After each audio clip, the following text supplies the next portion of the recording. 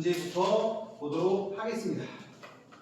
28페이지 문제. 문제 다 풀지는 않을 거고요. 우리 했다시피 중요라고 써있는 거 위주로 해보도록 하겠습니다. 지구와 생명체를 구성하는 원소 1번. 지구와 생명체를 구성하는 원소에 대한 설명으로 옳은 거를 모두 고르면 지구에는 수소와 헬륨이 풍부하다. 지구에 제일 풍부한 거는 뭐야? 지금 1번이야. 지구에 제일 풍부한 거는 주로 철, 그다음에 뭐 산소, 규소 이 정도 됩니다. 얼른.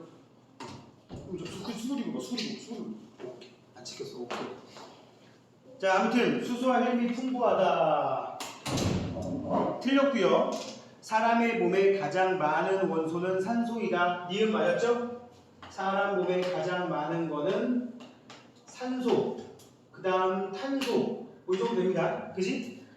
그래서 니은 맞았고, 지구와 사람을 이루는 대부분의 원소는 우주의 나이가 38만 년. 우주 나이 38만 년일 때 만들어진 원소는 뭐밖에 없어요? 수소하고 헬륨밖에 없어요. 그러니까 사람 몸에 들어있는 여기 나와 있는 이 탄소, 산소, 규소, 철 이런 것들 다 38만 년일 때가 아니죠. 정답은 몇 번? 정답은 니은 2번이 되겠습니다. 자, 계속 갑시다. 그 다음에 4번으로 갈게요. 4번. 4번 문제를 보면 그림은 어느 별의 중심부에서 일어나는 핵융합 반응을 나타낸 거래요. 4번에 나와 있는 이 핵융합 반응이 수소 핵융합 반응이란 말이야. 수소 핵융합 반응이니까 4개의 수소 원자가 모여서 1개의 헬륨이 되고 그때 에너지가 발생한다. 요거에 대한 얘기겠지? 자, 주계열성에서 일어난다. 지금 A가 수소고요.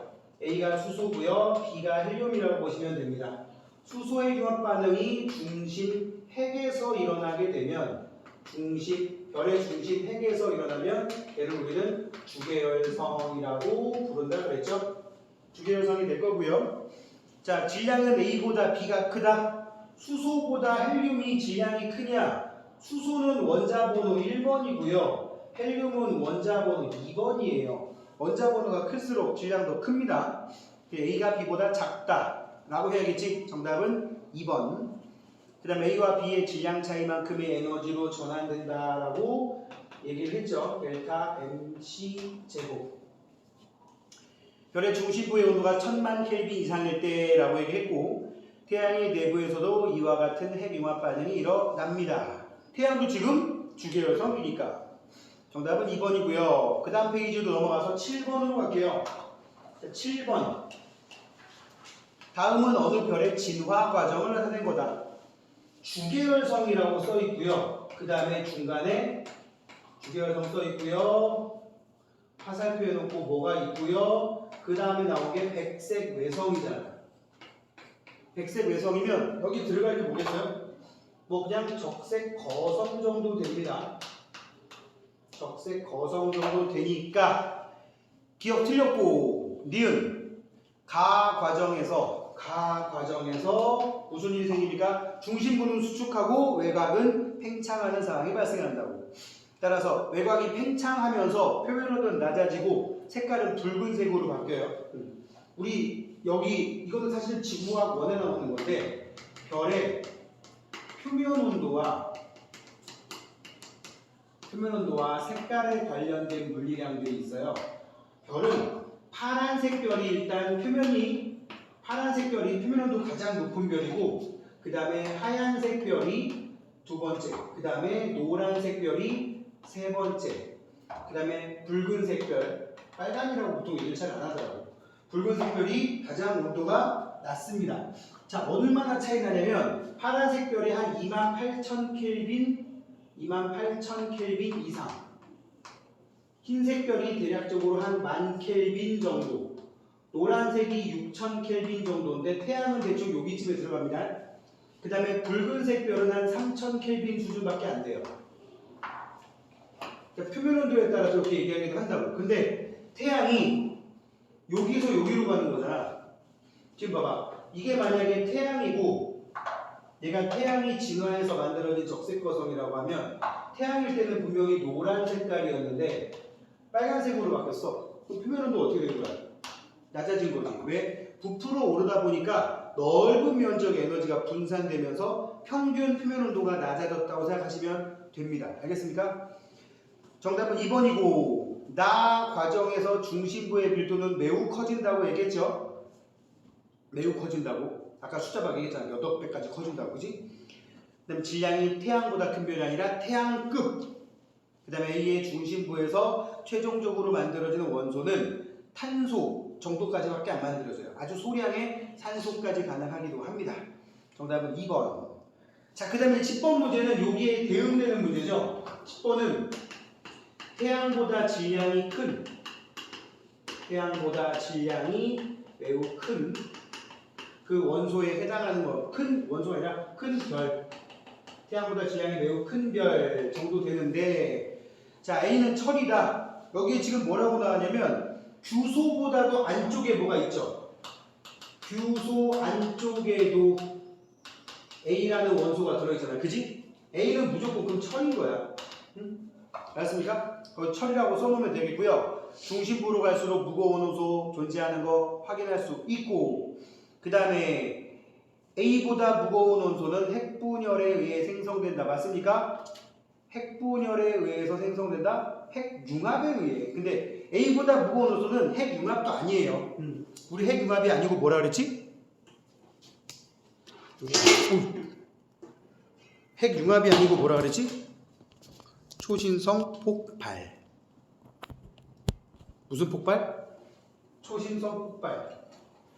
초신성 폭발에 의해서 뭐보다 무거운? 철보다 무거운 원소를 만들 수 있다고 그랬어요. 그죠? 일시적이지만 짧지만. 자, 그래서 답은 3번이 되겠고요. 마지막 단계에서는 중성자별이나 블랙홀이 될 것이다. 네, 태양보다 질량이 큰 별이었으니까 이 별이 만든 원소는 초신성 폭발로 방출될 것이다. 네, 그래서 다른 별을 만드는 데 쓰이던가 다른 행성을 만드는 데 쓰이던가 아니면 우리 같은 생명체를 만드는 재료로 쓰이게 될 거라고요. 정답은 3번이 되겠고, 자, 뒤에 12번. 12번에 나와 있는 이 그림은 왼쪽 거는 행성상 성운이고요. 행성상 성운이고 오른쪽은 초신성. 보통 폭발이라는 말을 그냥 같이 붙여서 씁니다. 슈퍼노바라고 부르고, 슈퍼노바 초신성.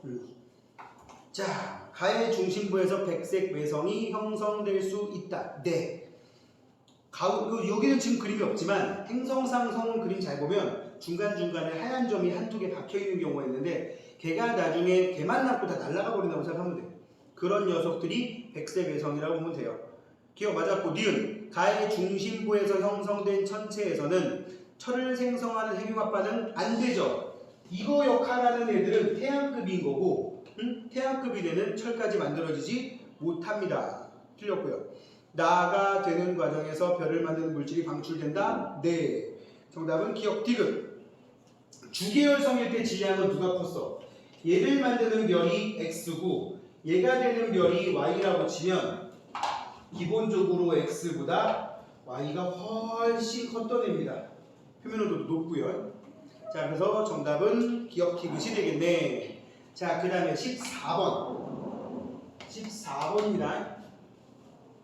태양계 형성 과정에 대한 설명으로 옳지 않은 것은 성운이 수축하여 중심부에 원시 태양이 생겼다. 성운이 수축하면서 뭐가 생겼다? 원시 태양. 형성하였다. 오케이. 그렇게 볼 수 있고요. 성운이 회전하면서 납작한 원시 원반이 형성되었다. 그래서 이 회전으로 인해서 만들어진 원반. 여기에서 뭐가 만들어지는 거야? 미행성체가 만들어진다라고 하는 거라고. 그리고 저 미행성체들이 모여서 뭐가 된다? 태양계 행성이 되었다라는 얘기지. 자, 성운이 수축하는 과정에서 회전은 점점 어떻게 됩니까? 수축하는 과정에서 속도는 점점 빨라집니다. 이거는 여러분들이 이렇게 써보면 되게 어려워 보이는데 잘 봐봐. 각 운동량 보존이라는 원리가 있어. 회전 운동을 할 때 있잖아. 회전. 응? 회전 반경을 넓히면 속도가 느려지고 회전 반경을 좁히면 속도가 빨라지는 모습을 보지 않았냐? 물론 내 몸에서 뭔가 유추하기 힘들지만 김연아가 막 그 스피드 할 때 나중에 막 도는 거 한 번씩 하잖아. 막 이렇게 하는 거 팔 벌리고 있으면 느리게 돌다가 팔을 모으면서 속도가 빨라지지. 마찬가지야. 이거 반경을 좁힐수록 속도가 빨라져. 각 운동량 보존이 뭐냐면 이거 거리에다 그냥 무식하게 하면 이 거리 곱하기 속도하는 값은 늘 똑같다는 뜻이야. 거리가 멀면 속도가 적어. 거리가 가까우면 속도가 빨라져. 이걸 각 운동량 보존이라 그래. 그럼 수축하게 되면 이 성운들도 회전 속도가 어떻게 될까? 빨라지는 거예요. 아시겠죠? 그래서 3번이 틀렸습니다. 답은 3번이고 미행성이 충돌하여 원시행성이 되었다. 오케이. 한 20개였던 원시행성들이 미행성들이 지금은 8개밖에 안 남아있잖아요. 그죠? 원시행성이 형성되는 과정에서 원시지구도 생겼다. 오케이. 자, 16번. 원시 태양으로부터의 거리와 물리적 특성에 따라 원시행성의 궤도를 A, 더 안쪽과 태양이 이쪽에 있는데 태양이 여기 있는데 A 쪽과 B 쪽으로 구분을 해놨단 말이지. 그럼 여기가 더 고온이고 중력도 크고 여기가 저온이고 중력도 작고 그치? 자 그러면 온도가 높고 여기 온도 높고 온도 낮고 자 봅시다. A에는 지구형 B는 목성형 행성 맞다 그랬죠? 여긴 지구형 여기는 목성형 그 다음에 원시 행성을 형성한 미행성체를 이루는 구성물질의 녹는 점은 A보다 B에서 낮았다. A 쪽이 높았다. 녹는 점이 높으니까는 녹을 수 있는 한 녹아버리고 단단한 돌덩어리나 쇳덩어리만 남아있다는 얘기지. 맞는 말이고요.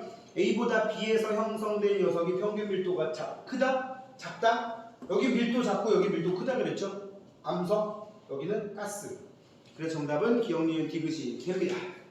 자 이제 오른쪽에 1등급 도전 문제 요거 한 페이지 더 하고 뒤로 이제 넘어가 보도록 할게요. 추워? 습도 때문에 그래. 습도 때문에. 온도는 별로 안 나는데 바람이 약간 소리가 안 나. 네가 제일 추운 자리 안 됐구만. 응? 소리가 나줘야 돼. 자 1등급 도전 문제 볼게요. 우주, 지구, 사람을 구성하는 애들을 쭉 성분을 써놨습니다. 그죠? 우주에서 제일 많은 건 뭐라고? 수소. 그 다음으로 많은 게 헬륨. 자, 그 다음에 지구는 제일 많은 게 뭐라 했어요? 지구의 중심 핵에 많이 있는 철. 그 다음에 규소, 산소, 순이라고 그랬죠? 그지? 자, 그 순서대로 생각을 해보면 여기다 정리하고 써볼게요. A는 뭐라고? A는 수소. 그럼 B는 뭐야? B는 철이었고 A는 수소, B는 철, C는 산소였습니다. 그죠? 자 이렇게 놓고 나면 수소는 우주 초기의 진화 과정에서 생성되었다. 맞고 그 다음에 B, 철은 대부분 초진성 폭발이 일어날 때 생긴 게 아니라 초진성까지 가기 전 초거성의 내부에서 만들어진 거라고 해야겠고요. C는 산소니까 지구의 대기에도 해수에도 풍부한 원소 맞지? 답은 기억, 디귿. 자, 그 다음에 2번 지금 31페이지 하고 있고요. 31페이지 2번 보고 있습니다. 그림 가와 나는 어느 원시별과 이로부터 형성된 주계열성 가는 지금 중력 수축하고 있으니까 당연히 원시별이 되겠고요. 그 다음에 나는 이거를 지금 뭐라고 하냐면 정역학적 평형 상태라고 합니다. 정역학적 평형 뭐하고 뭐랑 같다? 안쪽으로 작용하는 내부로 작용하는 중력 바깥으로 작용하는 이거를 내부 압력 또는 기체 압력이라고 합니다. 이 두 개가 평형, 내부 압력, 중력. 그럼 이 상태일 때를 우리 뭐라고 부른다? 주계열성이라고 부르는 거라고. 주계열성. 얘는 원시별. 그지? 자, 기억 가에서는 A는 원시별을 수축시키는 힘이다. 오케이. 니은 나에서 B는 수소의 융합 반응에 의해 생긴 거다. 나에서 B는 B가 이건데 뭐 바깥으로 작용하는 거. 그지? 이게 A고요. 그죠? 그럼 니은도 맞는 말이고 평형을 이룬다. 오케이. 정역학적 평형. 이렇게 돼 있을 때를 우리는 주계열성이라고 얘기를 했습니다. 답 5번이고 3번 별의 진화의 마지막 단계에 있는 애라고 돼 있어. 3번 같은 경우는 마지막 단계니까 왼쪽은 수소 헬륨 A밖에 없으니까 이거는 적색 거성의 최종 단계라고 본다면 오른쪽 거는 초거성의 최종 단계라고 보는 게 합당합니다. 그지? 그럼 이거 제일 가운데에는 중심에 뭐가 있겠어? 위에 거는 탄소 또는 아주 소량의 산소. 초거성은 최종. 중심에 뭐가 있어? 철이 있겠지. 자, A는 탄소인데 헬륨 핵 융합 반응에 의한 거다. 오케이. 참고로 헬륨 핵 융합 반응을 여기다 한번 써보면 3개의 헬륨이 모여서 1개의 탄소가 되는 과정. 이거를 헬륨 핵 융합 반응이라고 합니다. 자, 그 다음에 별의 질량은 나가 다보다 훨씬 큽니다. 그냥 큰 것도 아니고 엄청나게 큽니다. 나는 급격히 팽창하다가 아니라 수축하다가 온도가 감당을 할 수 없을 정도까지 올라가 버리면 터지는 거야. 그걸 초진성. 태양은 나와 같은 형태로, 아니 가와 같은 형태로. 태양은 가와 같은 형태로. 답은 기억 니은. 자, 그 다음에 4번 문제. 지구의 형성 과정에 대한 설명으로 옳은 것만을 고르면 철, 니켈 등이 핵을 형성합니다. 그죠? 핵의 주성분은 철이고 소량의 니켈 정도 들어가 있어요. 기억 틀렸고 지구 탄생 초기에는 화산 활동으로 많은 기체가 분출되어 산소 대기 중에 없었습니다. 대기 중에 산소가 늘어난 거는 대기 중에 산소가 최초로 등장한 게 언제냐? 약 25억 년 전이에요. 그리고 아까 슬쩍 얘기했는데 대기 중에 무슨 층? 오존층. O3가 오존이에요. 오존층이 형성된 거는 지금으로부터 약 4억 년 전. 오존층이 형성되면서 육지에 생물이 진출할 수 있는 계기가 됐다 그랬죠? 자, 아무튼 니은 틀렸고 답은 디귿이지 뭐. 원시 바다가 형성된 이후에 그 엄청난 지금보다 한 3만 배 이상 많았다고 하는 이산화탄소가 지금 대기 중에 얼마 안 되거든. 대기 중에 제일 많은 기체가 N2, 그 다음 산소, 그 다음 아르곤, 그 다음이 이산화탄소인데 얘가 대략적으로 대기 중에 한 78% 정도 들어있습니다. 얘가 한 21%, 오차범위 내에서 그냥 냅둘게. 얘가 0.9%, 얘가 0.035% 정도 돼요. 이거 다 합쳐도 100% 안 됩니다. 그 다음에 이제 기타 등등이겠지.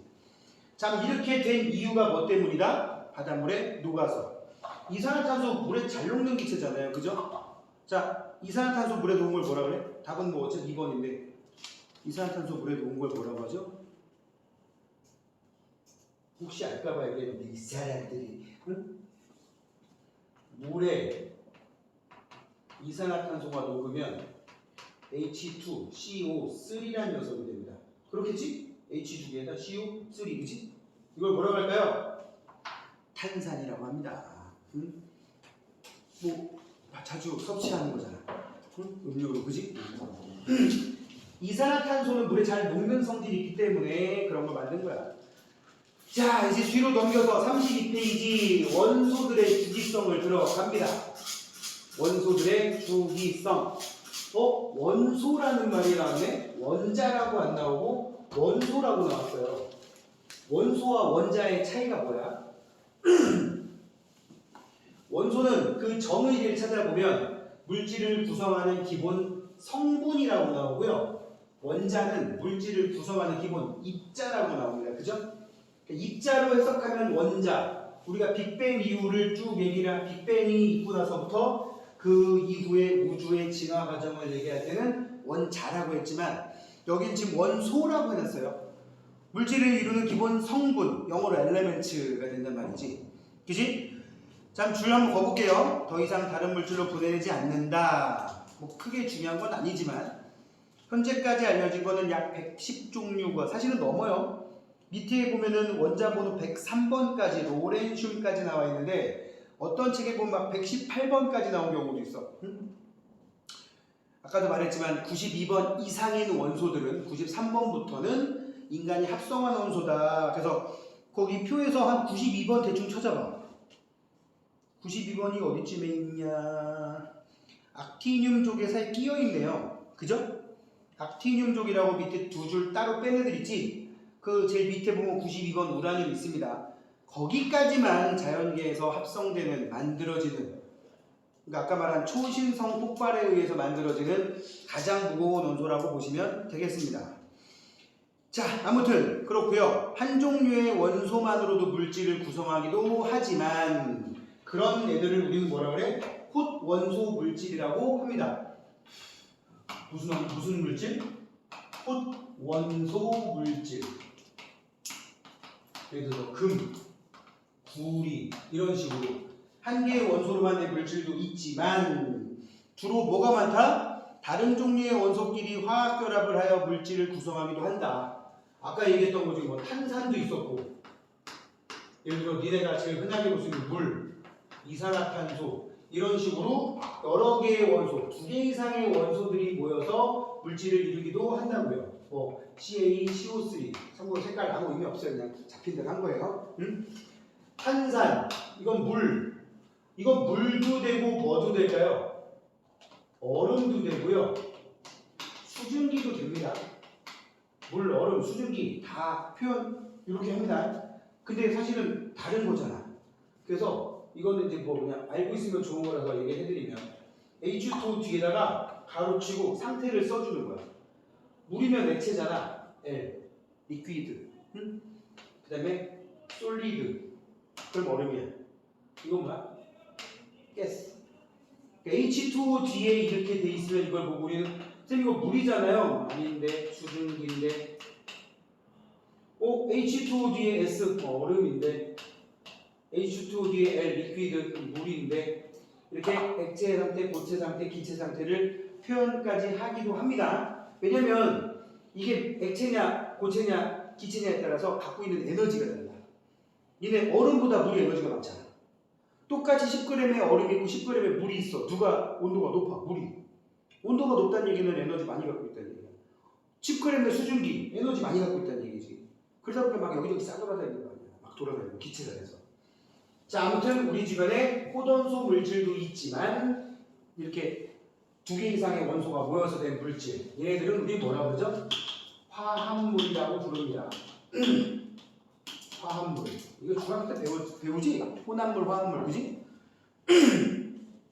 오히려 고등학교보다 더 자세하게 배우더라고. 균일 혼합물, 불균일 혼합물. 우유가 불균일 혼합물이고 막 이런 거 나오지 않나?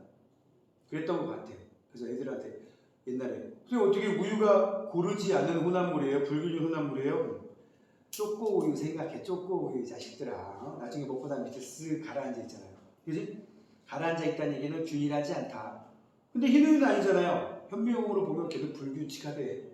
현미경으로 보면 이게 뭉탱이가 뭉쳐져 있대요. 고르지 않게. 우리 눈이 안 보인다고 고른 건 아닌다 얘기지. 자, 아무튼 그런 얘기 나오고 있고요. 원소의 종류는 물질의 종류에 비해서 매우 적다라고 돼 있지. 뭐 100몇 개밖에 안 되니까 원소는. 저거랑 똑같잖아. 알파벳 20몇 개냐? 26개냐? 26개인 것 같은데. 그거 가지고 모든 단어 다 만들잖아. 그지? 그런 것처럼. 자, 그런데 이렇게 아무 생각 없이 그냥 이런 원소가 있어요. 저런 원소가 있어요. 그러고 넘어가려고 했는데 이제 한 중세 이후 근대에 넘어오면서부터 학자들이 여기 보면 1817년부터라고 되어 있잖아요. 그지? 학자들이 원소들의 성질을 막 따져보다가 이거 이 성질이 비슷한 원소들이 좀 많은데 뭐 얘랑 성질이 비슷한데 다 뭐 염산 뿌리면은 막 거품 뽀글뽀글 나고 얘도 뽀글뽀글 나고 쟤도 뽀글뽀글 성질이 비슷해. 얘는 염산하고 반응을 안 해. 응? 대신에 이끼는 단백질을 녹여. 쟤도 그러네? 쟤도 그러네? 뭐 이런 식으로 성질이 비슷한 원소들을 막 이렇게 무리짓다 보니까 결국에는 20세기 초반에 와서 이렇게 뭐가 된 거야? 현대의 주기율표가 만들어졌다는 얘기예요. 그 역사가 써 있는 거야 지금. 주기율이 뭐냐? 주기율. 성질이 비슷한 원소가 주기적으로 나타나는 현상을 주기율이라고 한다. 그지? 주기율표는 그거를 그냥 배열해 놓은 표를 주기율표라고 해요. 그래서 주기율표가 영어로 periodic table of the elements 라고 합니다. 이거 M입니다. 좀 M자를 흘려 쓰는 경우가 있어서 원소의 주기적인 규칙을 나타낸 표, 이거를 주기율표라고 부른다고요. 자, 이 정도 용어는 할 줄 알잖아. 그지? 이런 데 나중에 봤더니 막 본토 사람이 있고 그런 거 아니야? 번데기 앞에도 주름 잡은 그런 상황이 생기는 경우가 있더라고. 혹시? 아니? 다행이다. 선생님이 그 제종발에 수업하다가 야, 인도네시아에서도 지진이 많이 난단 말이야. 막 지구과학 얘기하다가. 응? 그랬는데 인도네시아 살다 온 애 있더라고. 응? 정말 많이 난대. 화산 지진. 응? 부모님하고 있다가 3년 정도 부모님 거기 주재원이셔가지고 중학교 3학년 때까지가 있었다고 그러더라고. 그러다가 고등학교를 올라갈 때 와서 중학교 과정이 머릿속에 없대. 대한민국 교육 과정이 머릿속에 없대. 그래서 자기가 몰라도 이해해달라고. 근데 나중에 보니까 뭐 어디 있었는데 발리 쪽에도 있었고 뭐 어디 하더라고. 정말 많이 난다고. 나는 거기서 마치 가본 사람처럼 막 얘기했는데 살짝 쪽팔리더라고. 쟤는 거기 살다 온 애잖아. 나는 살면서 지진을 한 번도 겪어본 적이 없는 사람이거든. 응? 그래서 선생님 어디 우리나라에서 가끔 지진 났다 좀 세게 났다 그러면 거기 찾아갑니다. 왜? 겪어보려고. 아, 우리나라 지진 나봤자 그냥 좀 흔들리고 땡이야. 응? 여기 일본이야? 그렇잖아. 그럼 우리 와이프가 그래.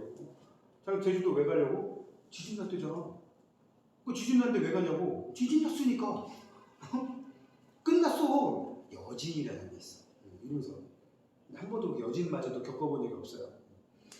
자, 아무튼 주기율표라는 게 규칙적인 그 룰대로 표현해 놓은 거라는 거 기억하시면 되겠고요. 자, 여기 현대의 주기율표 그 전에 발견 과정이 몇 개 써 있어요. 데베라이너, 새쌍, 원소 이런 얘기 나오고 있고, 나중에 보면 성질이 비슷한이라고 써 있는데 그 밑에 표에 큰 표에 세로줄이 여기 봐, 같은 세로줄에 들어가는 거, 같은 가로줄에 들어가는 거 용어들이 써 있죠. 주기, 족 이런 거 써 있는데 결국 이 데베라이너가 1817년에 발견한 이 성질이 비슷한 원소들이 오늘날 주기율표에 적용해 보면 같은 족 원소들이다라고 통일을 한다고.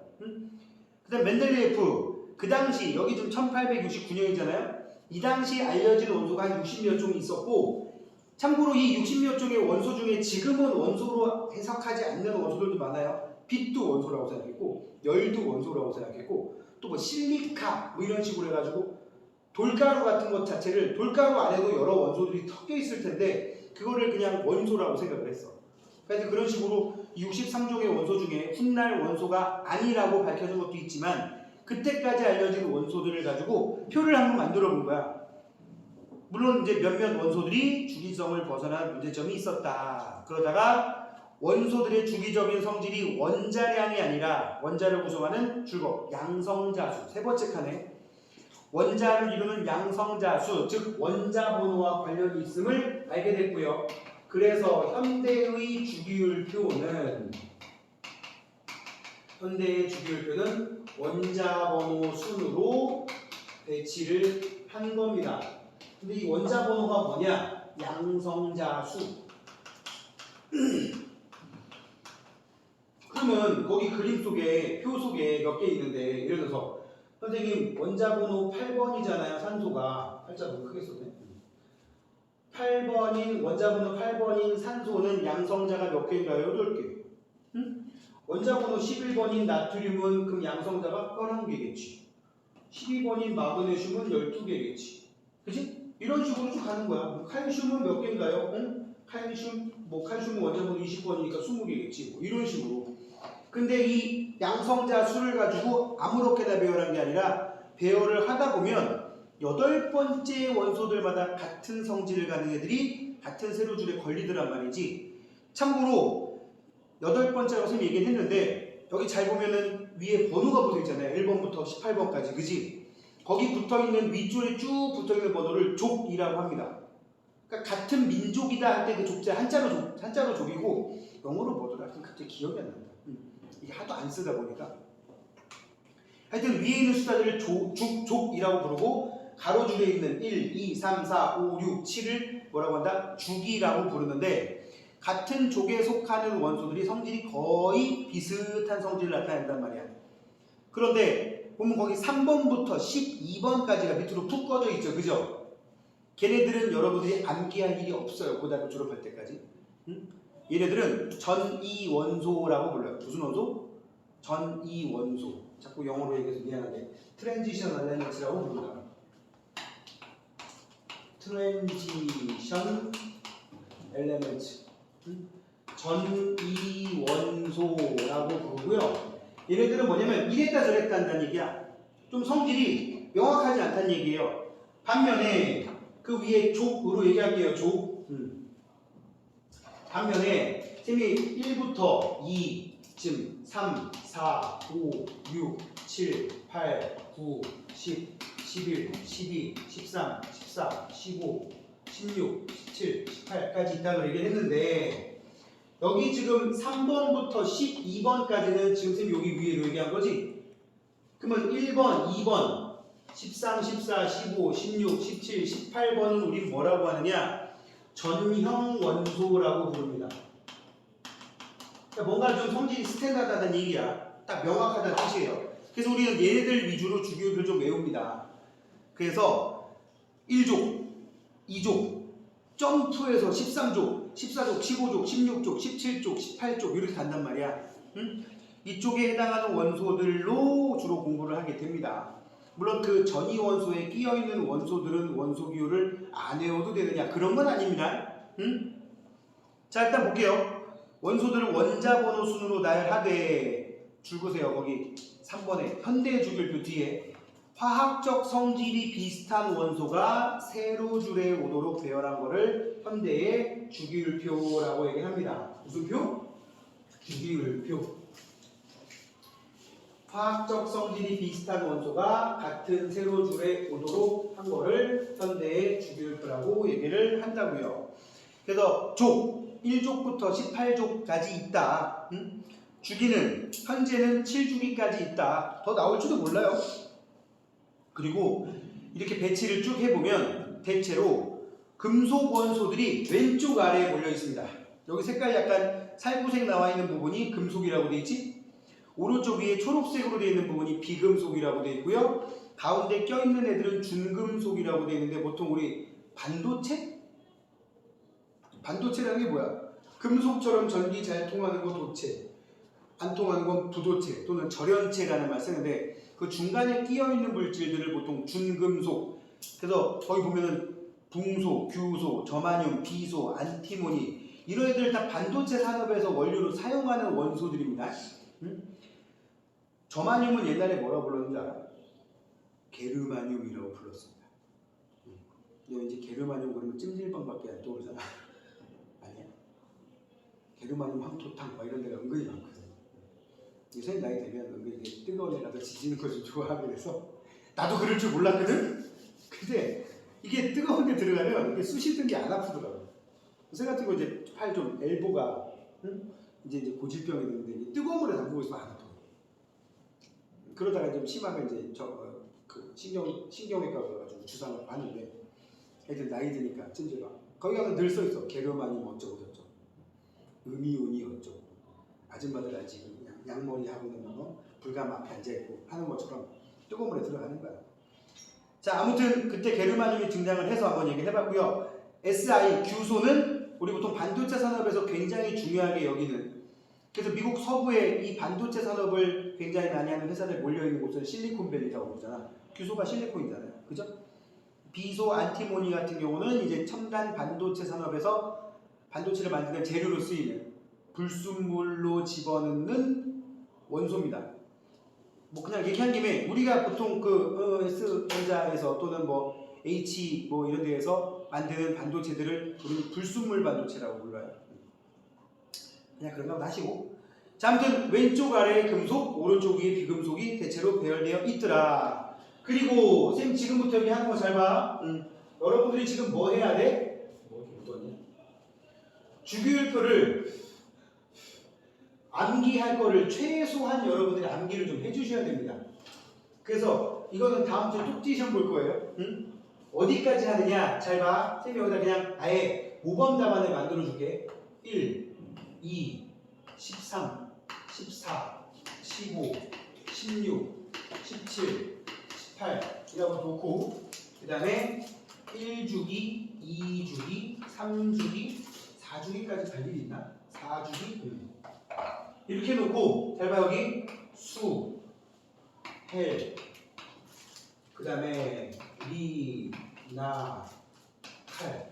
참고로 주기율표는 중학교 때처럼 그냥 20번까지 외우는 게 아니라 고등학교 내용을 좀 하려면 주기율표를 같은 족에 해당되는 거 위주로 외우는 게 훨씬 유리한데 같이 가는 거야. 이 방법 저 방법 섞었어.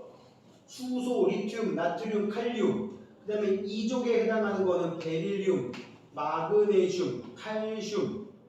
그 다음에 13족에 붕소, 알루미늄. 14족에 탄소, 규소. 그 다음에 15족에 질소, 인. 16족에 산소, 황. 17족에 플로린, 염소, 브로민, 아이오딘. 18쪽에 헬륨, 네온, 아르곤. 여기까지는 여러분들이 외우셔야 됩니다.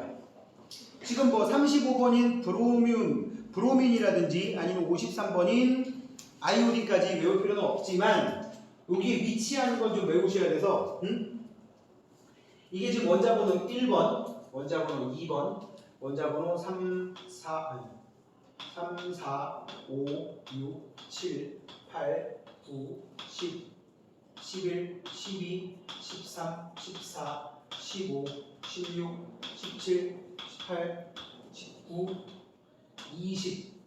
그 다음에 얘는 이제 35번이고 얘는 53번인데 여기는 지우자. 이거 괜히 써놓으면 또 외우려고 할 거 아니야. 이거 외울 필요 없어. 굳이 여기까지 쓴 이유가 뭐냐면 뒤에 이제 원소들의 특징을 설명할 때 얘네들이 자꾸 나와서 그냥 같이 껴준 거일 뿐이야. 그리고 한 번 더 주의를 좀 더 드리면 여기에 써있지 않은 원소들 중에서도 우리가 원소비로 암기하고 있어야 될 것들이 꽤 많습니다. 뭐 예를 들면 은 이런 거 있잖아. 은 AG가 은이다. 또 뭐 AU 금 또 뭐였을까? 뭐 납. 지금 선생님이 써놓은 거에는 없지만 뭐 여러분 알아야 될 원소들이 한번 쭉 읊어보면 나트륨 있고 뭐 아연 아까 말한 Fe 철 Ni 니켈 또 SN 주석이라는 원소가 있고요. 그 다음에 중요한 거 Cu 구리 그 다음에 Hg 수은 PT 백금 뭐 이런 애들 같은 경우는 지금 여러분 암기하라고 써놓은 요 노란색에는 포함이 안 돼 있지만 여러분들이 원소 기호는 알고 있어야 될 원소들이에요. 이거 말고도 몇 개 있긴 있는데 여기서만 더 추가해봐야 뭐 바륨 저기 있나? 원래 이 밑에 있는데 그치? 이런 애들도 여러분들 알고 있으면은 나중에 도움이 된다고요. 일단 여기 노란색으로 써놓은 건 최소한이야. 알았지? 여기까지는 번호도 알고 있어야 돼. 번호도. 자, 근데 어떻게 암기를 하느냐? 족 번호로 암기를 하세요. 1. 수리나칼 2. 배마칼 3. 붕소 알루미늄 4. 탄규 5. 질인 6. 산황 7. 훌렴브 아이오 8. 펠레아 쌤 지금 10자리 가면서부터 10자리 안 읽은 거 알지? 5, 6, 7 그냥 얘기했잖아. 그게 왜 그러냐면 중간에 전이원소들을 빼버리면 어떤 또 해석이 되냐면 전이원소들을 탈락시켜버리고 나면 있잖아. 얘네들이 전자도 갖고 있을 거 아니야. 원자니까. 그래 안 그래? 그 전자들의 배치를 규칙적으로 하다 보면 전자들의 배치가 막 랜덤으로 되는 게 아니라 특정한 궤도에다 전자를 넣거든. 그래서 늘만큼 넣고 꽉 차면 그 다음에 또 궤도를 만들어서 전자를 배치를 하고 하다 보면 가장 바깥 껍데기 전자수가 전부 다 한 개야. 얘들은 다 두 개야. 얘들은 세 개고, 얘들은 네 개고, 얘들은 가장 바깥 껍데기 전자가 없어. 뭐 꽉 차 있다는 얘기가 꽉 차 있다. 그 밖에 껍데기를 하나 가상으로 생각하면 그쪽에는 없다. 그래서 한 자릿수로 1, 2, 3, 4, 5, 6, 7, 8이라고 해버리면 가장 바깥 껍데기 전자수가 바로 연결돼서 나오기 때문에 선생님이 얘기를 한 겁니다. 그래서 족으로 외우는 게 그만큼 중요한 거란 말이에요. 족으로 외우는 게. 화학 공부를 하려면 이제 이 부분이 화학인 거, 뭐 대충 감 잡아서 알 텐데 화학 공부를 하려면 일단 이거는 기본적으로 알고 있어요. 그래야 의사소통이 되는 거야. 예를 들어서 너네가 영어학원 다니고 있는데 중학생으로 영어학원 다니고 있는데 알파벳을 몰라. 그럼 할 수 있는 게 아무것도 없잖아 선생님들이. 그지? 그럼 니네 생각에는 아니 중학생이 어떻게 알파벳을 몰라라는 생각을 하겠지. 그지? 선생님들은 중학교 입학할 때 알파벳을 알고 입학한 애가 반도 안 됐어. 나는 아는 애들 반에 속했어. 아는 애들. 그래서 처음에 중학교 1학년 가면 뭐 하는 줄 알아? A 100번 써오고 이런 거. 요새 그 초등학교 한 3학년 때 하지 않나요? 3, 4학년? 그지? 심지어 내가 기억에 중학교 1학년 때 우리 반이 한 50명 좀 넘었거든. 그때 야만의 시절이기 때문에. 그 중에 25명이 알파벳을 알고 나머지는 아무것도 모르는 애야. 응? 참고로 그 25명도 대부분 뭐냐면 알파벳만 알지 읽을 줄을 몰라. 그러니까 모닝이라고 써있으면 그걸 모닝이라고 못 읽어요. 그냥 써있는 거 딱 보고 MORNING 여기까지만 읽는 거야. 그럼 25명이 알파벳을 안다? 그 중에 소문자까지 아는 애들은 또 반도 안 돼. A는 그냥 모르지 이거야. 이렇게 써놓으면 이게 뭐야? 이렇게 되는 거야. 응? 그런 야만의 시절이기 때문에 자 아무튼 다른 건 모르더라도 여기 있는 애들은 다 외우고 계셔야 됩니다. 응? 그리고 여기도 이제 뭐 니네가 고등학교 올라가게 되면은 표기법이 살짝 달라지는 원소들도 포함이 좀 돼요. 이게 소개만 해드리면 이게 원소기호 이렇게 써놨다고 해서 얘들을 정말 이렇게 읽느냐. 예를 들어 탄소는 카본이니까 그냥 C라고 쓰거든? 그지? 예를 들어서 이것도 플로린이라고 하니까 플로린 F라고 쓴단 말이야. 산소 옥시젠이니까 O라고 쓴단 말이야. 니트로젠, 그지? 이렇게 쓴단 말이야. 뭐 서퍼, 또 클로라이드, 그 다음에 뭐 아르곤 이렇게 쓰는 거 아니야. 근데 이게 학계에서 미국 위주로 이 학계가 돌아가다 보니까 미국에서 쓰는 표현으로 바뀌는 경우가 되게 많아요. 하지만 원소 기호는 계속 그대로 써. 예를 들면 얘 나트륨이라고 안 읽어요. NA라고 써놓고 소듐이라고 부릅니다. 소듐. SODIUM. NaCl 써놓고 소듐 클로라이드 이렇게 얘기한다고. K도 칼륨이잖아. 칼륨. 포타슘이라 한글로 쓰면 포타슘이라고 부릅니다. 포타슘.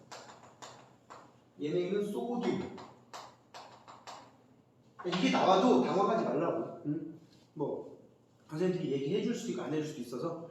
자 아무튼 여기까지는 다음 주에 쪽지 시험 볼 거니까 꼭 외워오시고 좀 더 살을 더 붙이면 저 원자 번호까지 외우시면 좋겠어요. 그래 놓고 나면 전자 배치를 했을 때 값들이 다 해석이 된다고. 자 여기 써놓은 이 핑크색 빨간색 이 숫자가 뭐라고요? 원자 번호 이자 양성자 수. 그런데 이게 중성일 때는 중성 원자라고 보통 얘기를 하는데 전자를 잃어버리거나 얻어가지고 만들어진 입자를 보통 이온이라고 하거든? 들어봤던 적 있죠? 알칼리성 이온 음료, 포땡땡, 스땡땡 이런 것처럼. 그지? 중성 원자일 때는 양성자가 플러스를 띠는데 여기에 원자를 구성하는 거에 전자가 들어가 있잖아요. 그지? 전자가 마이너스 띠잖아요. 중성 원자일 때는 이거의 개수랑 이거의 개수가 같습니다. 그래서 이렇게 하면 돼. 아르곤이 중성 원자로 있다. 그럼 그 속에 양성자 몇 개 들어있다? 18개 들어있다. 근데 그 속에 마이너스를 띠는 전자도 몇 개 들어있다? 18개 들어있다. 근데 양성자 개수는 변하지 않지만 전자 개수는 변할 수도 있습니다. 근데 얘네들은 이쪽 애들은 안 변하는 애들이야 원래. 이쪽 애들은 변해. 잘 변해. 이걸 제외하고 주로 끄트머리 있는 애들, 예비원 애들, 이런 애들은 되게 잘 변하는 애들이라고. 하여튼 여기 있는 번호가 전자수라고 해석해도 되는 거라고요. 알고 계시면 굉장히 유용하니까 한번 강조를 해봤고요. 아무튼 이 정도 하면 되겠고 33페이지 이렇게 주기율표를 쭉 만들어 보게 되면 크게 금속 원소와 비금속 원소로 구분할 수가 있는데 아까도 말했지만 금속 원소는 주로 이렇게 주기율표를 만들었을 때 왼쪽과 가운데 쪽에 많이 몰려 있더라. 그죠? 왼쪽과 가운데. 그러니까 우리 100, 여기는 지금 한 100 몇 번까지 있냐? 103번까지 써놨는데 비금속 원소는 한 20개 정도밖에 안 돼요. 아니 좀 넘긴 넘는데 한 20개? 한 20몇 개 정도밖에 안 됩니다. 거의 이 103개의 원소 중에 한 80개 가까이가 7, 80개 가까이가 거의 금속 원소라고. 그럼 금속 원소들인 걸 어떻게 알아? 예를 들어 내가 물어볼게. 이리듐이라는 원소가 있어요. 이리듐 금속일까 비금속일까? 더 해볼게요. 칼슘 금속일까 비금속일까? 나트륨 금속일까 비금속일까? 여기 써있는 거 한번 해볼게. 아메리슘이라고 써. 95번에 아메리슘. 그 다음 94번에 플루토늄이라고 써. 그지? 얘네 다 금속이거든?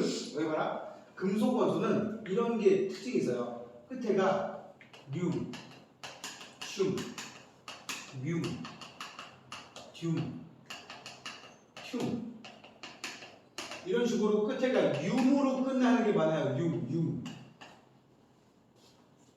헬륨 빼고 다 이런 그러니까 이름에 이렇게 붙어 있으면 헬륨만 금속이 아니고 다 금속이에요. 예를 들어서 여기 써 있는 거 페르뮴 이거 참고로 과학자 페르마 이름 갖다 붙인 건데 페르뮴이라고 있다고 쳐봐. 금속일까 비금속일까? 뮴이니까 금속일 거 아니야. 그치? 노벨륨, 로렌슘, 아까 말한 이리듐, 아인슈타늄 여기 있냐? ES 있네. 99번 아인슈타늄 이런 거 전부 다 금속입니다. 그러니까 그냥 얍삽이 하나 알려드린 거고요.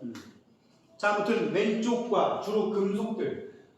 그래서 예전에 이거 들은 얘기인데 어디 인터넷에서 봤거든.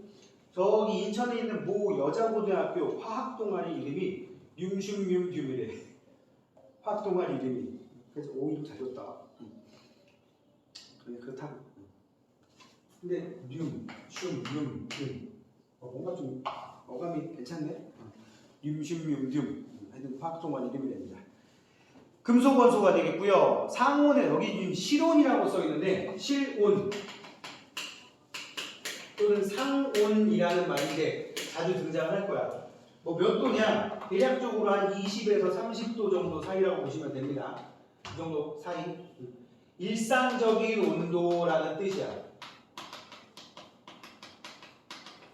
일상적인 온도라는 뜻이에요. 그래서 이 정도라고 보시면 되고요. 이렇게 실온일 때 대부분 고체 상태다. 그런데 수은만 액체 꼭 이렇게 예외인 애들이 있어요. 대부분 특유의 광택이 있고요. 이 광택 뭐예요? 쇠붙이 색깔. 흔히 말하는 저 교실문 손잡이 색깔처럼 은백색. 그런데 이제 예외인 게 또 있죠. 금은 노란색이고 구리는 붉은색입니다. 뭐 그거 2개 정도 빼면 거의 다 은백색이에요. 열과 전기 잘 통한다. 이걸 뭐라 그래? 도체. 그 다음에 외부에서 힘을 가하면 부서지지 않고 길게 늘어나거나 얇게 펴지죠. 그래서 가공하기 쉽잖아요. 뭐 철사로 쓸 수도 있고 철판으로 쓸 수도 있고 철몽댕이로 쓸 수도 있고 그지? 파이프 막 이런 식으로.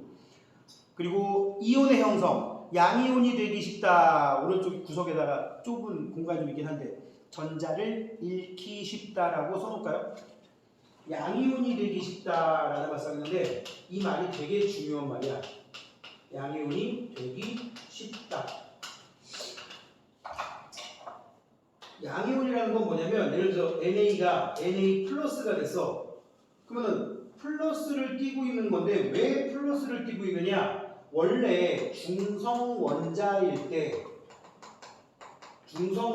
나트륨은 원자번호 11번이고 중성원자니까 이 속에 양성자 11개 들어있고 전자가 11개 들어있었단 말이야. 그치? 그런데 이렇게 된다는 얘기는 뭐냐면 플러스 개수가 마이너스보다 1개 더 많다는 얘기야. 근데 아까 선생님 얘기했지. 이거 개수는 안 변한다고. 이거 개수가 변하면 원소의 종류가 바뀌는 거야. 근데 쟤도 나트륨이라는 이름 계속 달고 있다는 얘기는 이거는 그대로란 얘기야. 근데 플러스가 한 개 더 많으려면 이거 10개 돼야 되는 거 아니야, 10개? 전자 하나를 누구한테 나눠줘 버리면 10개가 되고 플러스가 많은 상태가 돼. 금속들이 이런 성질이 강하다. 금속 중에 전자를 얻는 애는 없어. 항상 다른 놈하고 아까 화합물 만든다 그랬지? 뭐 아까 보세요, 뭐 CaCO3, 뭐 H2CO3 뭐 많이 만들었잖아, 그지? 그렇게 돼서 다른 놈하고 화학 반응을 통해 결합해 있을 때 금속은 전자를 잃어버리고 양이온이 되면서 다른 놈하고 결합을 하게 된다는 거야. 그래서 양이온이 되기 쉽다라는 말을 전자를 잃기 쉽다, 금속성이 크다 이런 말도 얘기합니다. A보다 B가 전자를 더 잃어버리는데 A가 더 잘 잃어버리면 둘 다 금속인 것 같긴 한데 금속으로서의 성질이 더 큰 게 전자를 더 쉽게 잃어버리는 그런 성질을 의미한다고요. 그래서 알루미늄, 구리, 철 나와 있고요. 비금속은 주기율표의 오른쪽에 있습니다. 물론 수소만 예외. 이것 때문에 나중에 여러분들이 문제 풀면은 함정에 많이 빠집니다. 수소는 주기율표의 왼쪽 위에 1쪽에 있어. 1쪽에 수소를 빼면 리튬, 나트륨, 칼륨 전부 다 금속이거든. 수소만 비금속이야. 수소만. 그러니까 전자 하나를 잃어버려. 이런 성질이 비슷한데 얘는 금속이 아니란 말이지. 그러니까 수소만 왼쪽에 있고 나머지 거의 다 오른쪽에 있고요. 대부분 실온에서 기체나 고체로 존재하는데 브로민만 액체로 존재합니다. 갈색 액체로 존재하고요. 금속과 달리 광택이 없어요. 열과 전기 안 통하는데 또 봐. 흑연은 탄소 덩어리거든. 탄소는 비금속이잖아. 그런데 흑연은 전기 잘 통합니다. 궁금하시면 집에 가서 차푸심을 딱 손에 딱 쥐고 콘센트에다가 푹 뽑아보세요. 와, 전기가 굉장히 잘 통한다는 걸 온몸으로 느끼게 됩니다. 응? 정말 하진 않겠지, 설마. 해볼라? 아니, 하지 마. 좋은 거 하나 팁 드리면 저희 문방구에 가면 1.0ml짜리 샤프심이 있습니다. 그죠? 그게 안 부러지고 아주 확실합니다. 병원 가는 건 내가 모르겠어요. 그러니까 정말 잘 통하는지 궁금하면 어떻게 한다? 친구한테 시켜본다. 고기 끄덕거리고. 어? 진짜? 과학은 제일 중요한 게 뭐야? 그냥 눈으로 보는 것보다 해보는 게 최고야. 근데 꼭 해본다 그랬지 내가 해본다고 안 했다. 그지? 자, 이렇게 잘 구슬려 보시면 친구가 자발적으로 할 수도 있으니까. 선생님, 산성 용액은 신맛이 난다는데 정말인가요? 근데 선생님 어떻게 염산은 어떻게 먹어봐요? 일단 충분히 희석시킨 다음에 유리막대 끝에 살짝 묻힌 다음에 어떻게 한다? 친구 혓바닥에다 대보면 제 표정을 보니까 정말 신가보다. 너무 진지하게 받아들이지 마시고요.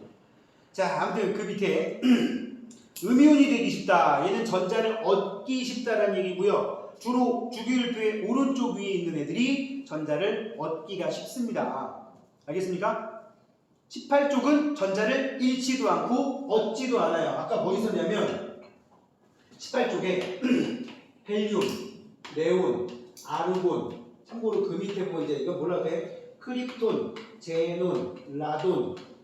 라돈 어디 들어오지 않았어? 라돈? 옛날 뭐 침대 매트리스에서 라돈이 많이 검출돼서 뭐 방사능이 뭐 나온다는 그때 있었어. 아무튼 우리 여기까지는 알 필요는 없지만 여기 있는 애들 이것들을 쭉 묶어서 뭐라고 하냐면 비활성 기체라고 보통 얘기합니다.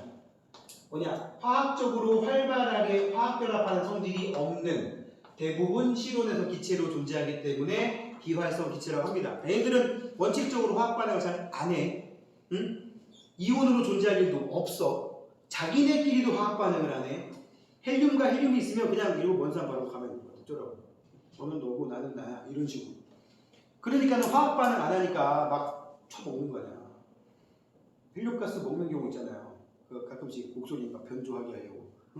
이렇게 막 그 아기상어 풍선아 쭉 빨아먹고 나면 목소리가 이렇게 바뀌잖아. 그지?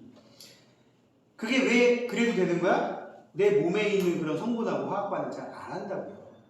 잘 안 한다기보다는 그냥 내가 보기에는 내가 해봤거든. 헬륨이니까는 아무런 화학 반응 안 하니까는 나중에 이제 뭐 몸에 있는 콧구녕, 귓구녕으로 다 빠져나가서 원상복귀 되긴 하는데 뭐 그냥 목소리 별로인 것 같고. 근데 이제 풍선을 빨아서 먹었더니 그 풍선 안에 그 플라스틱 냄새 같은 거 있지, 비닐 냄새. 그게 좀 남더라고. 하지 말라고. 그리고 굳이 해야 되면 누구 하라고? 친구 시키라고. 자, 알겠죠? 자, 아무튼 18쪽은 예외고 대부분 음이온 되기 쉽습니다. 자, 밑에 개념 쏙쏙을 한번 볼게요. 여기는 이제 뭐 화학의 첫 번째 내용들이다 보니까 한번 쭉 해보고 요 33페이지까지 하고 오늘 마무리하겠습니다. 물질을 이루는 기본 성분으로 더 이상 다른 물질로 분해되지 않는 거를 뭐라고 합니까? 원소, 엘레멘트라고 합니다. 원자는 영어로 뭔지 알아? ATOM. 뭐야? 아톰이라고 그러죠. 애톰. 그지? 내가 그 얘기 했나? 지난번에 쌤이 지난주인가 대치동에 수업하다가 근처에서 그 잼버리에서 이탈한 애들 아니면 거기서 이제 올라가서 서울에서 돌아다니는 애들을 많이 봤거든? 아, 잼버리 시작하기 바로 전날이었나 보다. 7월 말쯤인가. 거기 코엑스 쪽 애들이 바글바글했거든. 내가 하필 점심 먹으러 내려갔다가 학원이 그 근처라서 점심 먹으러 내려갔는데 애들이 다 이따만한 짐 하나씩 들고 그 우정하게 해가지고 깨지지한 애들이 막 떼거지로 돌아다니는 거야. 그러다가 영국 국기 다른 애들 한 30명을 뭉탱이로 지나가는 거 봤어. 우와, 영국식 영어 진짜 끝장이더라. 그냥 영어로 이게 뭐야? 이게 뭐라고 그러지? 걔는 노시라고 읽고 노. 완전 노. 응? 노. 그러니까 들으면 스펠링이 들리더만. 응? I'm not 이게 아니라 I'm not 뭐 이렇게 하는데 딱 듣는 순간 오 저거 영국 저게 전형적인 영국식 발음 아니야? 가방에 다 영국식 발음. 옆에서 몇 마디 들었는데 와 진짜 우리 그때 그때 뭐 때문에 갔지? 그때 선생님 딸이랑 선생님 와이프랑 같이 지나가고 있었거든 옆에.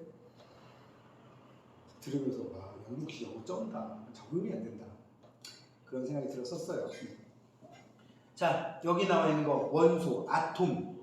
원소는 엘레멘트, 원자가 아톰이라는 거 기억하고 계시라고 한번 얘기해봤고 2번 주기율의 발견과 관련된 과학자 이런 거 외우지 마세요. 베베라이너는 주로 원자량, 멘델레예프는 역시 원자량 순이었고 모즐리가 원자번호입니다. 자 원자량이라고 나왔으니까 설명을 해드릴게요. 원자량이 뭐냐면 아까 뭐 여기 나트륨 한번 얘기해볼까? 나트륨? Na 같은 경우는 나트륨이고 양성자 11개, 전자 11개라고 했잖아. 그지? 근데 나트륨의 중심 핵이 있고요. 그 주변에 전자들이 배치가 되는데 이 전자 배치가 되는 이 전자들이 존재하는 궤도를 전자 껍질이라고 불러요. 첫 번째는 최대 2개밖에 못 들어가고 다음 주에 이제 할 거야. 두 번째 껍질은 최대 8개. 그 다음에 이제 나머지 11개 중에 나머지 1개가 남는 거야. 1쪽 애들은 다 그래. 제일 마지막 껍데기 무조건 1개란 말이야. 아무튼 이렇게 배열되는데 그럼 핵 속에 뭐가 들었냐? 11개가 플러스 뛰는 애고요. 아무것도 안 뛰는 이걸 중성자라고 불러. 중성자가 대체적으로 한 10개 정도 있습니다. 10개, 11개, 12개 정도 들어있어요. 12개. 그러면 이 11개의 양성자와 아무것도 안 되는 12개를 더하면 23 정도 나오겠지? 이거를 나트륨의 원자량이라고 불러요. 양성자 수 더하기 중성자 수. 일반적으로 원자 번호의 2배 정도 됩니다. 저렇게 자세하게 외울 필요는 없습니다. 그냥 11번이니까 2배 하면 22. 근데 23 아니야? 이거 몰라도 돼, 니네는?